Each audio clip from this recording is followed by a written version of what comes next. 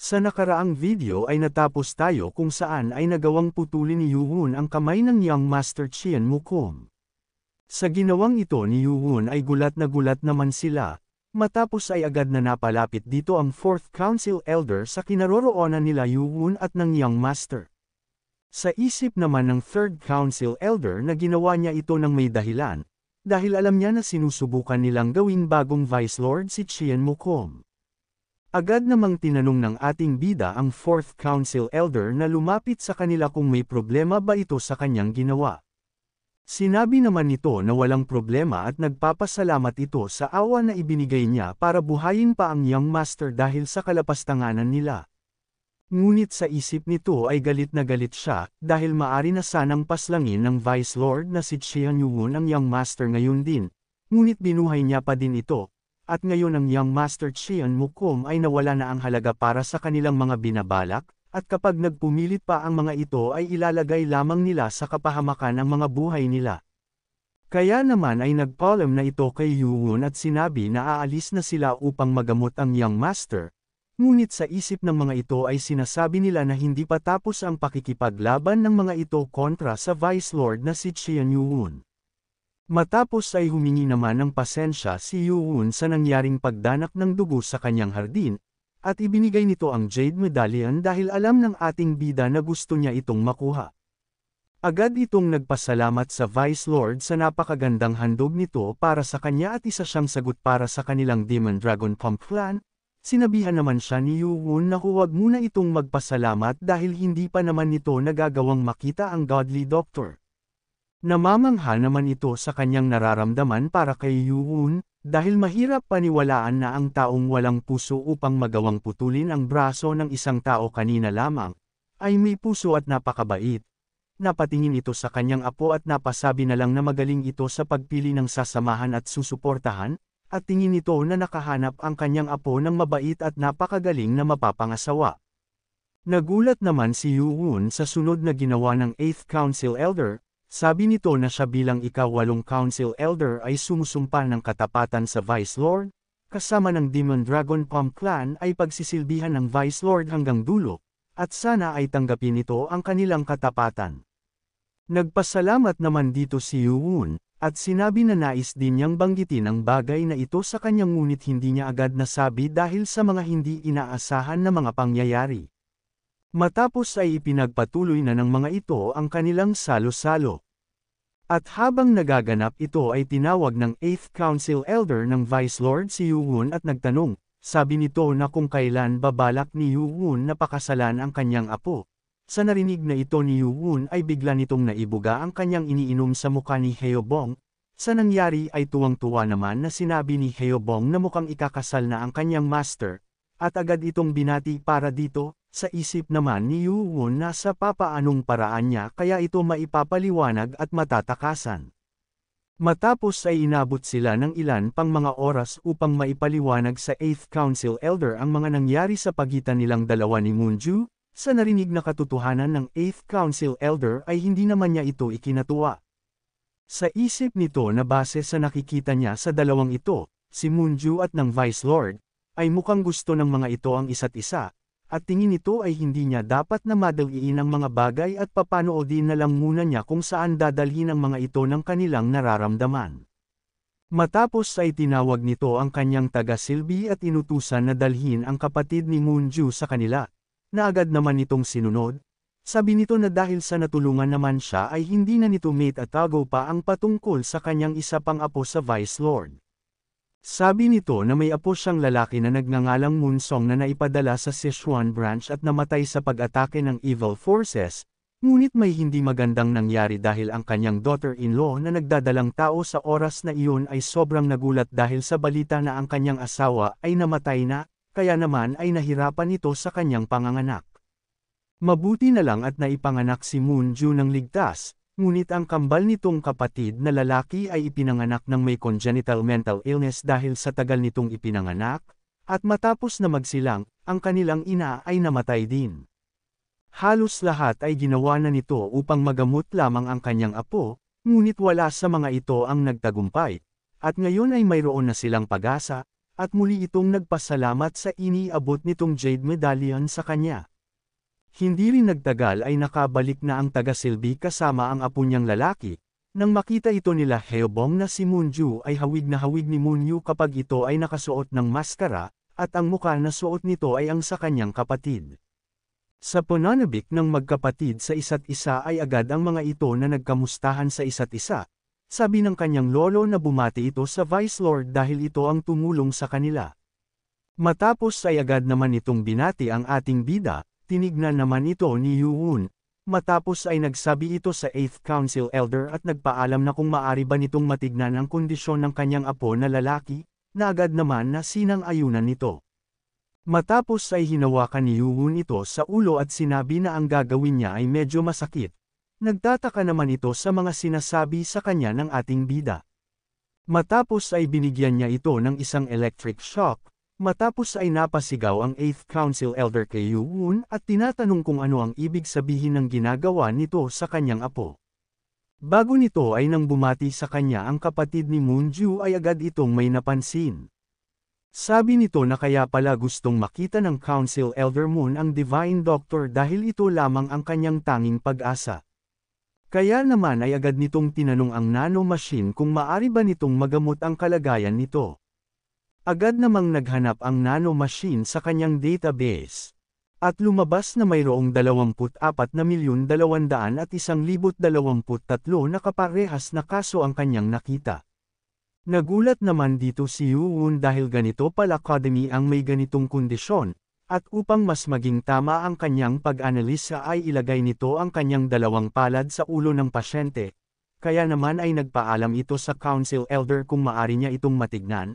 Kaya naman nang ilagay nito ang kanyang dalawang kamay sa ulo ng kapatid ni Moonju, ay agad na ini-activate ng nanomachine ang Magnetic Resonance Imaging o ang MRI, sa kamay ni Yuun. Matapos ay ipinakita ng nanomachine ang nakita nito sa utak ng pasyente, sabi nito na ang pagdaloy ng dugo ay napapahinto sa lugar kung saan may nakamarka na pula, at ayon sa kanyang pag-aanalisa base sa mga nakaraang kaso ng kagaya nito, ito ay isang problema sa pagpapamahagi ng hangin dahil sa mabagal na daloy ng dugo ng pasyente, at mukhang ito ang sanhi ng pagkasira ng brain cells, at nakaapekto sa function ng kanyang cerebral. Kaya naman ay nagtanong ito na kung maari pa ba itong maayos. Sabi ng nanomachine na sa pamamagitan ng pag-aalis ng mga naipon na dead brain cells, at maisaayos ang daloy ng dugo, at gamit ang electrotherapy upang makagawa ng bagong brain cells, ang disability ay magagamot. At agad na tinanong ito ng nanomachine na kung nais ba nito na magsagawa ng isang electrotherapy sa pasyente sa harap nito. Sa isip ni Yuun na kung sa paraan na ito ay magagamot niya ang kapatid ni Moonju ay kailangan niya itong subukan. Kaya naman ay sinabi ng nanomachine na ilapat nito ang kanyang mga daliri sa mga markang pula na nakikita nito, kaya naman ay inumpisahan niya na gamutin ito. Dahil sa matinding sakit na nararanasan ng kanyang apo, ay galit na nitong sinasabihan ang Vice Lord na tumigil siya sa kanyang ginagawa. Agad namang napansin ito ng gwardya ni Yuun na si 10th Council Elder, kaya naman ay nilapitan niya ito at hinarangan. Agad naman siyang pinapaalis ng Council Elder ngunit ang sabi lang niya dito ay maghintay lamang ito at magtiwala sa kanilang Vice Lord, kaya naman ay sinagot siya ng Council Elder na paano niyang nasasabi ito kung ang kanyang apo ay nakikita niyang maari nang mamatay anumang oras. Di rin nagtagal ay natapos na si Yuun sa ginagawa nito sa kapatid ni Moonju. Agad namang nakalapit ang Council Elder sa kanyang apo. Matapos ay galit na galit itong sinisigawan si Yuun na kung ano ang ginawa nito sa kanyang apo, nang bigla naman siyang hinawakan nito. Kaya naman ay agad niyang tinanong ang kanyang apo kung ano ang nararamdaman nito. Sabi nito na masakit ang ginawa sa kanya ng Vice Lord, at nakakaramdam ito ng matinding sakit sa kanyang ulo. Habang pinagmamasdan naman ito ng Council Elder ay hindi ito makapaniwala dahil sa papaanong nangyari ito, dahil ang mga mata ng kanyang apo ay naibalik na sa ayos at nagagawa ng makapag-focus ng tingin na kagaya ng mga normal na tao, dahil dito ay napayakap na lang ito ng mahigpit sa kanyang apo. Sabi dito ni Haobong na totoong nakakamangha ang kanilang pinuno. Sa isip naman ni Baekje na alam nito na mayroon itong kaalaman pagdating sa medisina dahil sa nagawa ding gamutin ito ng Vice Lord sa loob ng Demonic Academy, ngunit para itong isang maladyos na nilalang dahil sa hindi niya makayang masukat ang mga kakayahan nito. Makalipas ang 2 oras, ay iniabot ng Council Elder ang Jade Medallion kay Yuhun, at nagpadala ng sound telepathy na kung makakaya naman niya itong magamot ay sa tingin niya ay hindi niya na ito magagamit pa, kaya naman sabi nito na itabi na lang niya muna ito sa kanya at gamitin kung kinakailangan, at para sa kanyang apo, ay nais niya itong tumuloy muna sa guest house ng Flying Phantom Clan sa ngayon, dahil upang mas madali na magamot pa ito ni Yuhun. Matapos ay nagpadala ulit ito ng sound telepathy kay Yuhun at sinabi na iiwan niya muna ang kaligtasan ng kanyang mga apo sa ating bida, napatingin naman ito kay Moonju, ngunit bigla nitong naalala ang sinabi ni Moonju na ito ay isa ng babae ng Vice Lord, kaya naman ay nagtataka ito na kung ano ba ang nararamdaman nito ngayon, at napapatanong kung si Moonju ay isa lamang ba na tapat na tagasunod, o hindi kaya ay gaya ng kanyang iniisip. Kung umabot ka na sa parte ng video na ito ay maaari lamang na i-click ang like at super thanks sa baba bilang pagsuporta. Maraming salamat. Sa Flying Phantom Clan's guest house, alas 6 ng gabi, ay binabati ng Council Elder Juan sila Yuhun at nagtatanong kung naging maayos ba ang pinuntahan ng mga ito, ngunit may napansin siya, dahil ang isang kasama ni Council Elder Juan ay ang nagpapanggap na 10th Council Elder yon. Matapos ay napansin naman nito ang kanyang pamangkin, at sinabi na sa wakas ay nagtanggal na din ito ng kanyang maskara, at may maganda naman itong muka upang takpan pa nito, naiinis naman ito sa ginagawang pang-asar sa kanya ng 11th Council Elder. Matapos ay agad nitong binati si Yuhun dahil sa pagkakakuha nito sa suporta ng Dark Dragon Palm. Agad namang sinagot ito ni Yuhun at sinabi na maswerte lamang sila dahil nasa panig nila si Moonju. At tinanong nito na kung kamusta ang nilakad niya, humingi naman siya ng paumanhin dahil sa noong nagpunta sila sa pakay nila ay hindi nila nagawang makausap ang mga ito dahil sa mayroong naunang bisita bago sila. Nagtanong naman dito si Yuhun kung ito ba ay ang Sword Clan o ang Sound Clan. Nagtaka naman ito sa sinabi ni Yuhun at tinanong kung bakit alam nito ang tungkol dito. Dahil dito ay sa isip nito na tama ang kanyang naiisip na plano ng mga ito. Matapos ay nagtanong si Yuhun kung bakit ang huwad na 10th Council Elder ay naparito. Sabi naman dito ng Council Elder Juan na balak na niyang ipaalam ang patungkol dito, kaya naman ay sinabi nito na ipakilala nito ang kanyang sarili sa Vice Lord. Sabi nito na siya si ika-24, sinabi nito sa tunay na Council Elder yon na may nakapasok sa loob ng Haze Demon Sword Clan's Manor. Nagtataka naman ito kaya naman ay tinanong niya ang huwad na Council Elder yon kung ito ba ay galing sa Sword Clan, na hindi naman ito sinang-ayunan.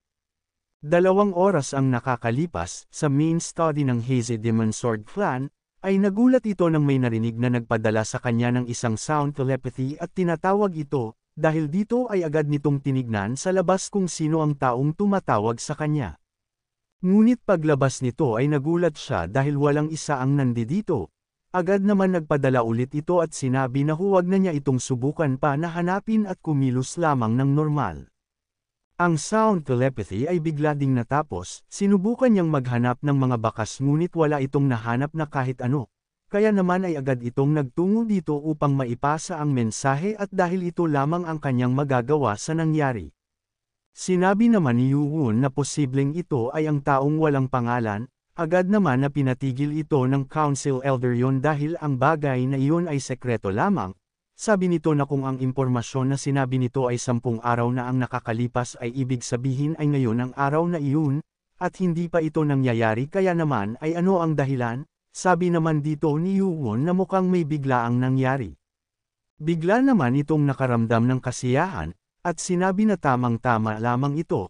Dahil nais niya talagang makita ang taong walang pangalan na ito. Hating gabi sa Oyun Kik, Shiwan Mountain, ay agad na nagtungo ang Council Elder yon upang makipagkita sa taong walang pangalan. Nang makapunta na ito sa nasabing tuktok ay agad naman nitong naabutan ang clan leader ng Sword Clan, Kyongbonggi. Sabi nito na akala niya ay silang tatlo pa din ang magkikita sa lugar na ito. Ngunit sa pagkamatay ng leader ng Dark Clan sa kamay ni Yuhun ay ngayon ay sila na lamang dalawa, dagdag pa nito na base sa kanyang nakikita ay mukhang malaki ang pagbabago nito, sinagot naman ito ng Council Elder yon na ayaw nitong makipag-usap sa mga walang hiyang tagapagmana ng mga traidor. Sa narinig nito ay natatawa naman dito ang clan leader ng Sword Clan at hindi ba din ito nagbabago sa kanyang ugali. Sa isip naman nito na kahit ano pang gawin ng 10th Council Elder, ay ang huling mga aral na mula sa Sword Demon ay mapupunta sa kanyang clan. Maya-maya pa ay dumating na ang hinihintay nilang taong walang pangalan, sabi nito na nirerespeto niya ang pagpunta ng dalawang ito kahit na biglaan niyang binago ang oras ng kanilang pagkikitang muli.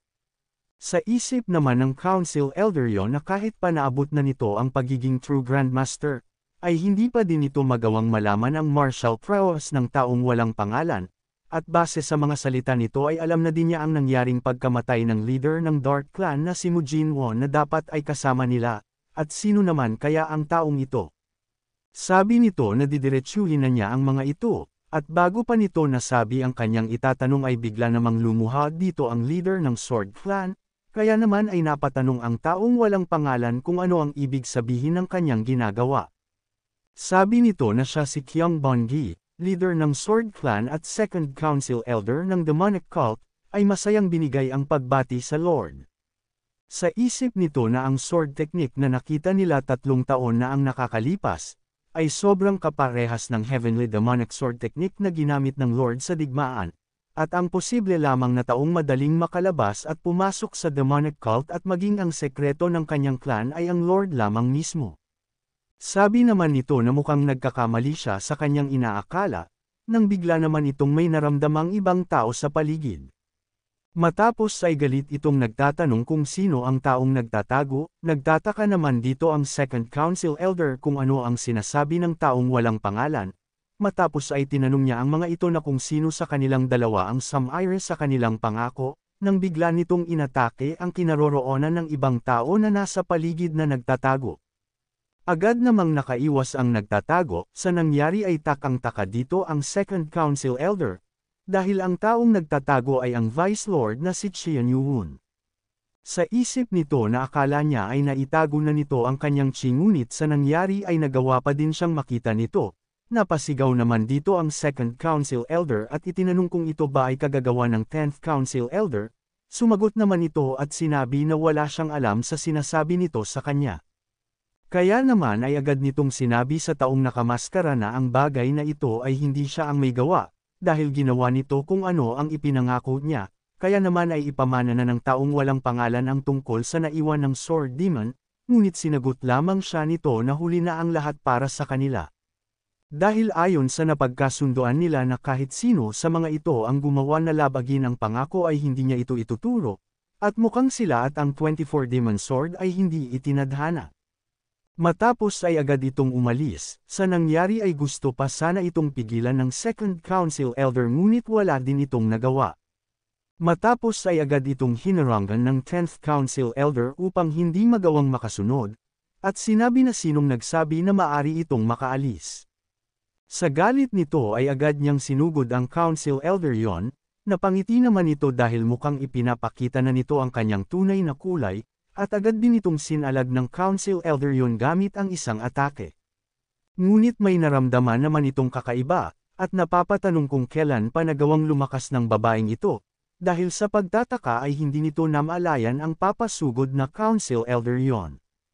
Sa kabilang banda naman ay hinabol ni Yuhun ang taong walang pangalan. Sa nangyayari ay naiinis ito dahil hindi niya magawang mahabol ito, at dahil sa kailangan niya itong gawin ay nais niyang sumugal. Kaya naman ay ini-activate nito ang kanyang night vision mode, at mula dito ay nakita ng ating bida ang posibleng dadaanan ng kanyang hinahabol.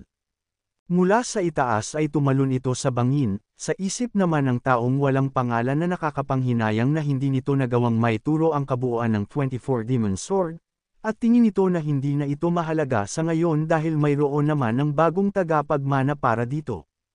Ngunit nagulat naman ito, dahil mula sa kanyang itaas ay nakita niya si Yuhun na naghahanda upang atakihin siya, dahil sa wala na itong iba pang pagpipilian ay sinalag na lamang niya ito, sa lakas ng impact ng ginawang atake na iyon ay nagawang mawasak nito ang kalupaan. Kaya naman kung gusto mo na masubaybayan ang ating kwento ay i-open mo lang ang notification bell pagkatapos mo na mag-subscribe.